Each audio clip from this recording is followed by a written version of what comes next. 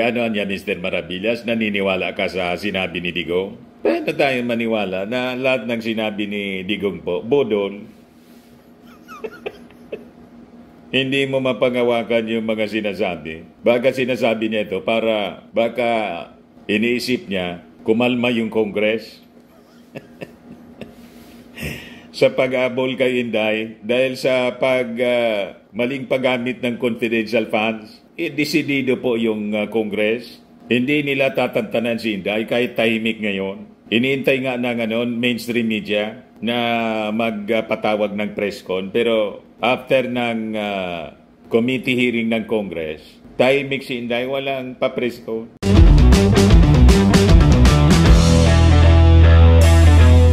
Ito naman po yung bago naming product na binibenta online. iGlow Serum, whitening po siya. Tingnan ninyo yung epekto sa aking anak na architect before and now. Yung mga inquiries po ninyo, dumiretso na lang kayo sa kanyang Facebook account, Riz Maravillas. Nagpalabas na mga kababayan yung ating Pangulong Bongbong Marcos ng isang executive order, isang kautusan imposing an immediate ban po sa mga pogos at lahat ng internet gaming operation sa ating bansa. Ang rason nito, ito yung sinabi ng ating Pangulong Bongbong Marcos sa kanyang SONA na pinalakpakan ng mga congressmen, pati mga senador na hindi kaalyado ng ating Pangulo. Nag-standing ovation po si Risa Ontiveros. First time. O ngayon, yung mga nag-akusa, mga kababayan, na hindi man seryoso yung ating Pangulo, ito na po ang patunay ng ating Pangulong BBM. BBM. May palabra di honor po. Tulad ng kanyang campaign slogan, may prinsipyo, may isang salita. Kasi po, itong mga pogo, naglalagay sa peligro sa ating bansa. In fact, ang big site na rason ng ating Pangulo, yung national security risk na idinudulot mga kababayan nito, karamihan mga Chinese, ginagamit po ng China ito para maniktik dito sa ating bansa. Hindi po papayag yung ating Pangulong Bongbong Marcos sa ganyan. Never pong isusoko ng ating Pangulo ang interes ng ating bansa, and pinatunayan yan mga kababayan sa pag-apirma niya ng napaka-importanting batas, yung Maritime Zones Act, saka yung Philippine Archipelagic Sea Lanes Act. Nag-react agad po mga kababayan yung Amerika. Sabi ng Amerika, suportado namin kayo. Ayos na ayos pa, galit na galit yung China. Umuusok. But before ko mga kababayan ibigay sa inyo yung full story ng mga balitang yan, saka pala may binabantayan tayo na masamang panahon. Isa ng tropical depression yung low pressure, pinangalan ng Nika. Ibigay ko sa inyo muna mga kababayan yung tungkol sa kalagayan ng ating panahon para hindi po tayo mabigla. But before that, click subscribe muna dito sa ating YouTube channel and hit the notification bell para lagi po kayong updated sa mga kaganapan dito sa ating bansa. Like and share na rin po ninyo ng ating video. At huwag na rin po ninyo na skip yung ating mga commercial ads para tuloy-tuloy lang ang pag-unlad ng Bagong Pilipinas. At itong ating programa mga kababayan, atid sa inyo nitong ating mga sponsors. Firmax Firming and Lifting Cream. Pinapay po sa mga pulses in affected area. Mainam po ito sa mga pains at paninigas ng mga kaso-kasuan. Ito sa mukha naman yung application, anti-aging, Automax po siya. Ito iGlow Serum mga kababayan. Whitening po siya. Made in South Korea. Ito naman po, Ningxia Red Mix Fruit Drink. Gawa po siya sa goji berry. May anti-cancer properties po siya. At sa mga nagana po ng malinis and spacious fitness gym, pumunta lang po kayo sa aming Colossal Fitness Gym.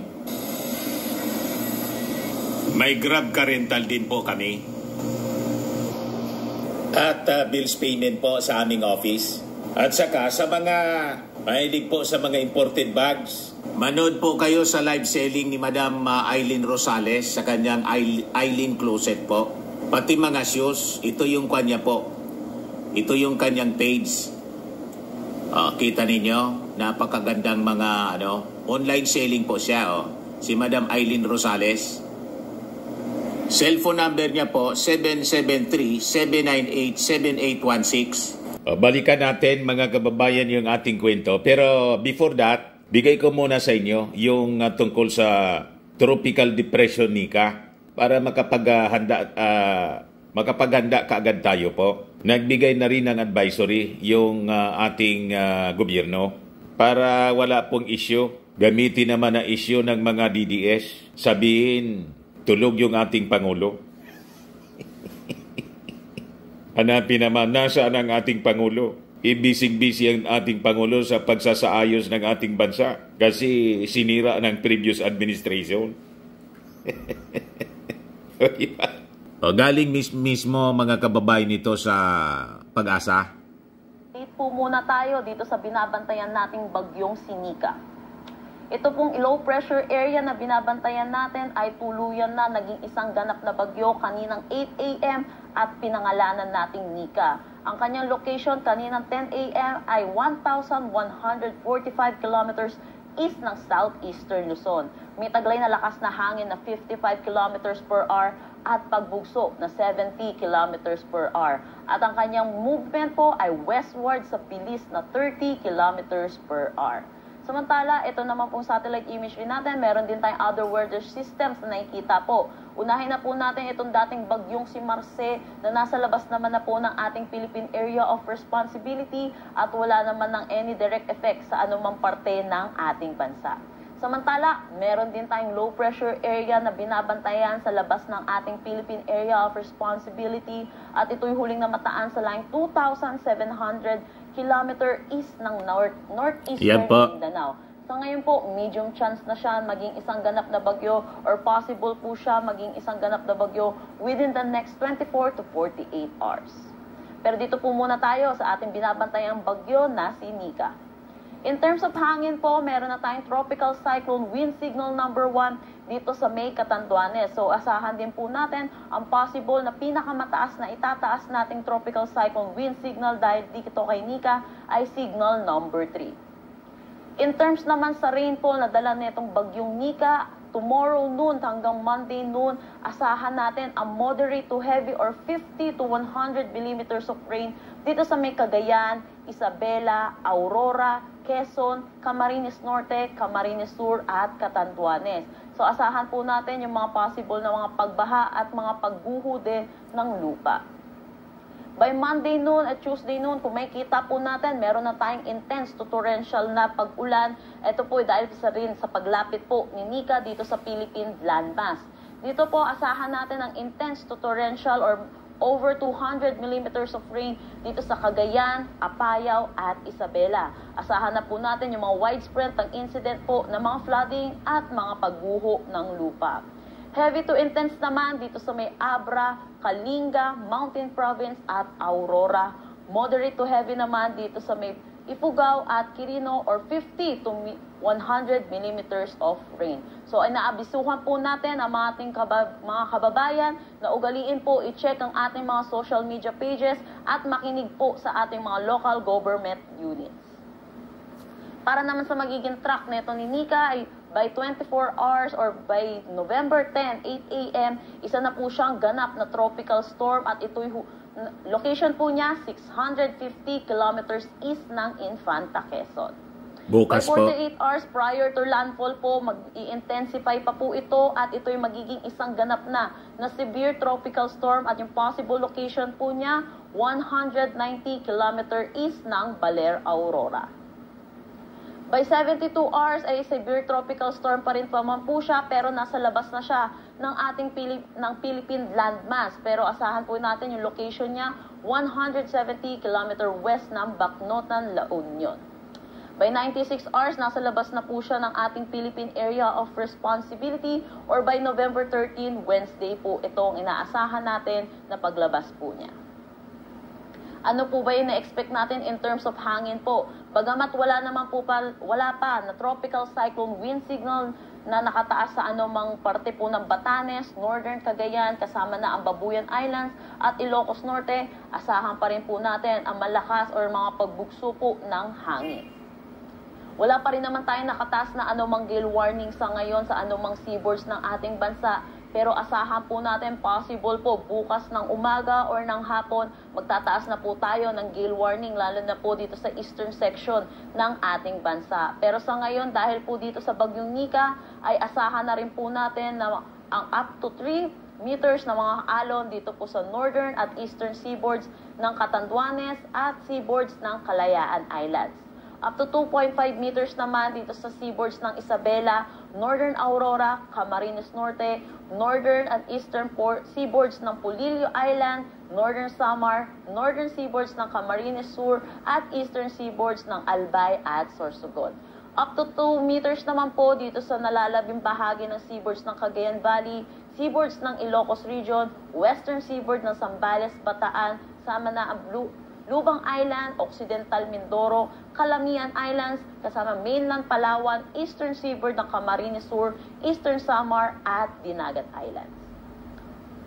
Para po sa karagdagang impormasyon, bisitahin ang aming mga social media pages at ang aming website pag-asa.dost.gov.ph.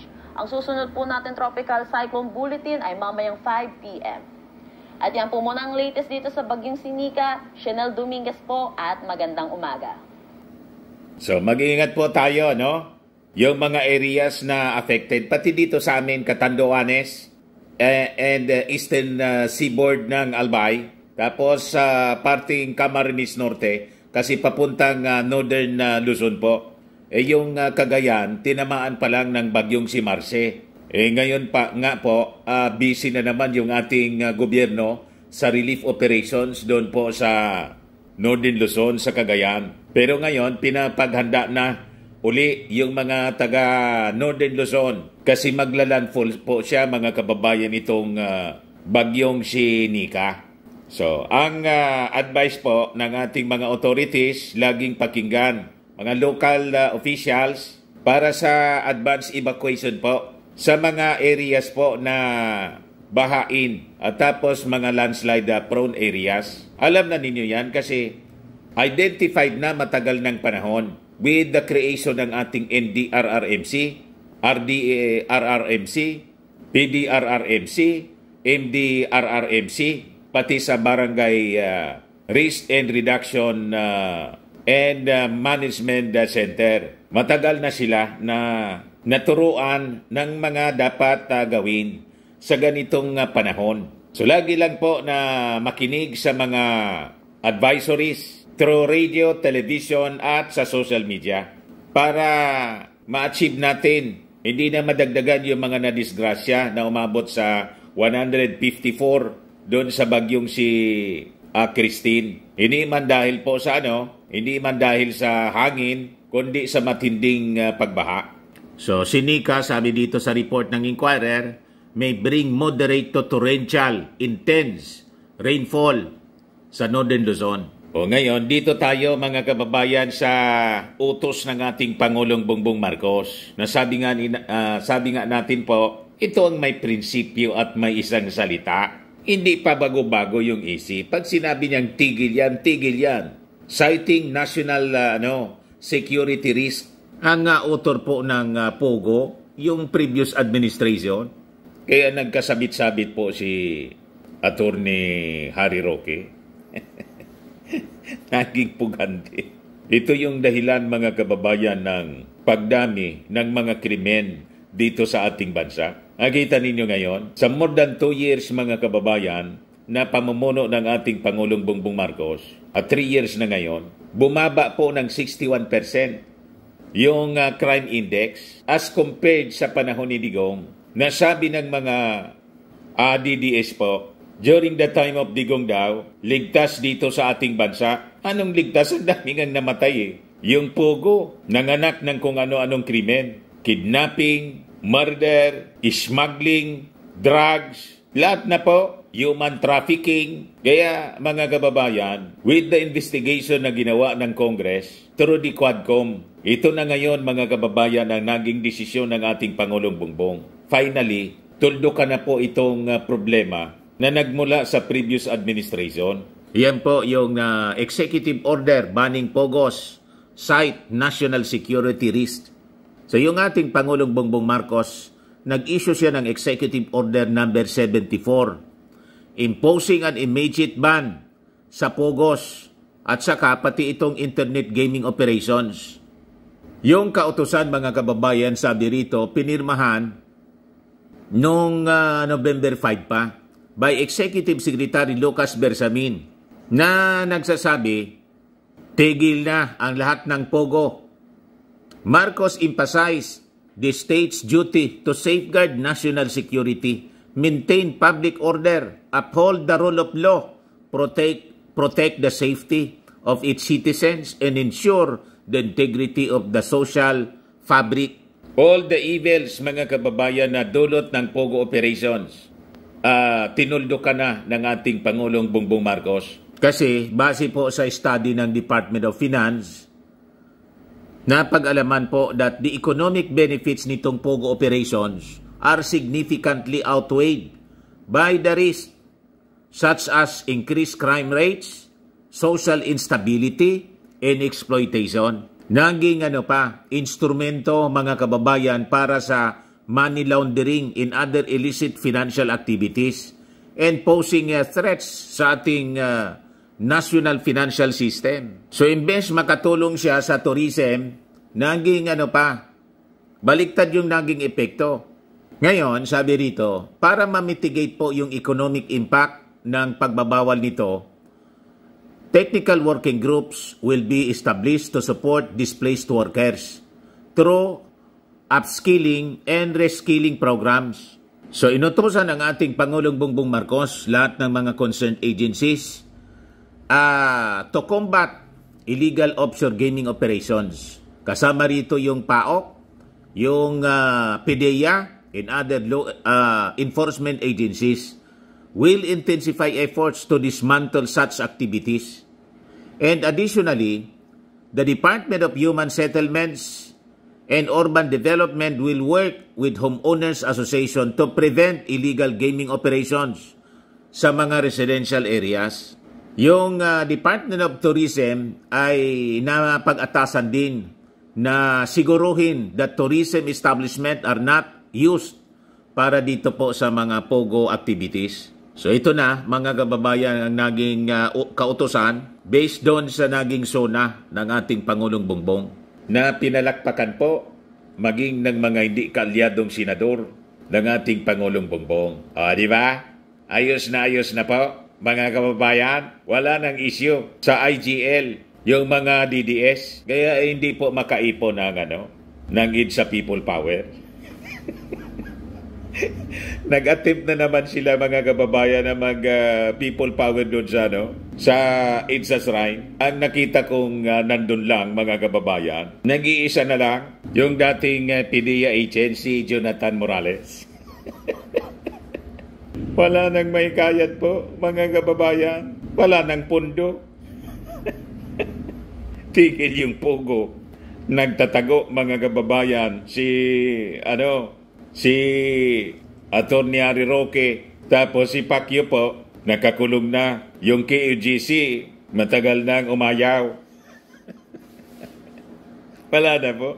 Kaya sabi ni Digong, mga kababayan, pinagsabihan si Inday, huwag ka na niyang huwag ka na niya dyan sa politika. Ngayon po ang report ng People's Tonight. In-advise na ni Digong si Inday, huwag ambisyosa. Sabi ito, huwag ambisyosa niya. Pinayuhan ni dating Pangulong Rodrigo Roa Duterte kahapon ang kanyang anak na si Vice President Sara Duterte na umalis na sa politika. Kung si Inday nakikinig, pasalamat ka na lang sa Diyos na ang tatay mo ay naging presidente, ikaw ang naging vice-presidente, saad ni Digong. Maghanap buhay ka, negosyo, basta mabuhay ka mabuhay ka lang ng mapayapa, umalis ka na dyan sa politika, huwag ka nang mag-ambisyon, total, Vice President ka na, sabi ni Digong. Iwanan mo na niya yung politika. Birang-bira yan, ibigay sa isang pamilya. Hindi lahat ng pamilya sa Pilipinas. Pasalamat na lang tayo. Now, as fast as you can, get out of politics, payo ni dating Pangulong Rodrigo Roa Duterte sa anak na si Vice President Sara Duterte. Di ano niya, Mr. Maravillas, naniniwala ka sa sinabi ni Digong? Paano tayo maniwala na lahat ng sinabi ni Digong po, bodol? Hindi mo mapangawakan yung mga sinasabi. Baka sinasabi niya ito para baka iniisip niya kumalma yung Congress. Sa pag-abol kay Inday, dahil sa maling paggamit ng confidential funds, desidido po yung Congress. Hindi nila tatantanan si Inday kahit tahimik ngayon. Iniintay nga ng mainstream media na magpatawag ng press con, pero after ng committee hearing ng Congress, tahimik si Inday, walang pa-press con. Yung mga tao ni Inday na nadamay, may lookout bulletin na po. Ayan lookout bulletin versus 7 OBP officials kasado na ng BI. Natanggap ng Bureau of Immigration ang kopya ng Immigration Lookout Bulletin Order na inisyu ng Department of Justice laban sa 7 opisyal ng Office of the Vice President na inoobliga ng House panel upang dumalo sa pagdinig. Hindi man po tatantanan ng Congress ang mag-ama. Sabi ni next President Martin Romualdez, hindi niya kami papayag na mamayani ang kasamaan. Mangibabaw ang kasamaan dito po sa ating bansa. Never anyang pape-pressure ang Quadcom. Sabi ni Martin. Ito yung press con po, mga kababayan ng mga members ng Dayangans. Refusing the invitation. Sabi nga ni Congressman Suan, flight is an indication of guilt. Then they reinforce the public perception. Meron talaga silang iniiwasang sagutin. 'Di ba? Ang sa atin naman, binibigyan natin sila ng pagkakataon na sagutin nila yung mga aligasyon at magbigay ng clarification sa publiko. Kung ganito yung asta nila, na pag-i-invite sila, yung iba hindi pupunta, pag wala ng rason ay aalis na lang, para mo na ring nire-reinforce at pinapalakas yung paniwala ng publiko na meron talaga kayong tinatago. Sir, next question ko lang po. Kahapon meron na naman po tayong isang official from DepEd na umamin po na meron po siyang natanggap na envelope from ASEC Sunshine Fajarda. Ito po yung ikatlo na, and napansin din po natin na puro matataas po yung, kumbaga yung hinahawakan nila, yung si ASEC Glo ay Hope, Head of Procurement, si Director Osias po, Bids and Awards, ito naman po Chief Accountant. Ano po yung pagtaya po ninyo na meron po palang ganito na parang bumabaha din po ng envelope sa DepEd po? Every day is Christmas Day yata sa DepEd, no?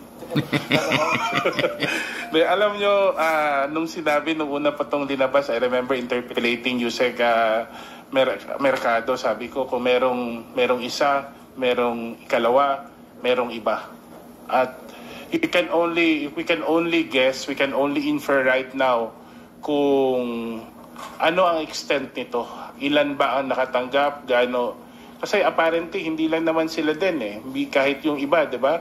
Merong pang Pasko, merong pang birthday, di ba? And all of this, it's not really the amount, it's not really the personalities, but the manner it was also given.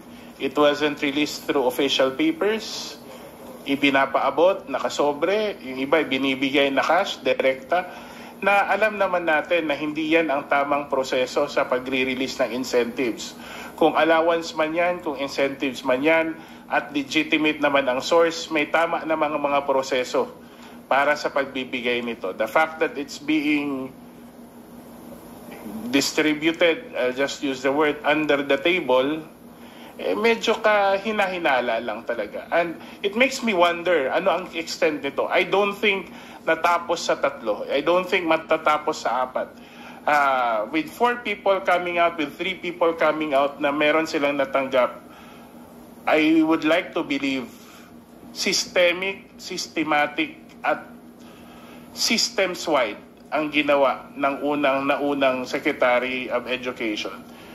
Kung isipin natin ilan silang direktor, ilan silang USEC, ilang mga finance officers ang nabigyan, di ilang milyon yun every month.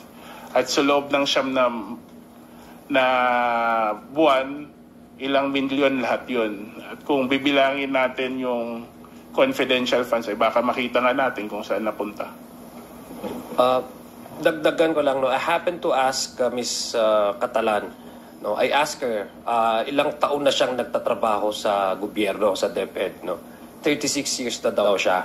Nung tinanong ko siya, ito ba regular na nangyayari doon sa mga previous na naging secretary nung kayo'y nag-umpisa magservisyo sa gobyerno? Sabi niya, hindi, no?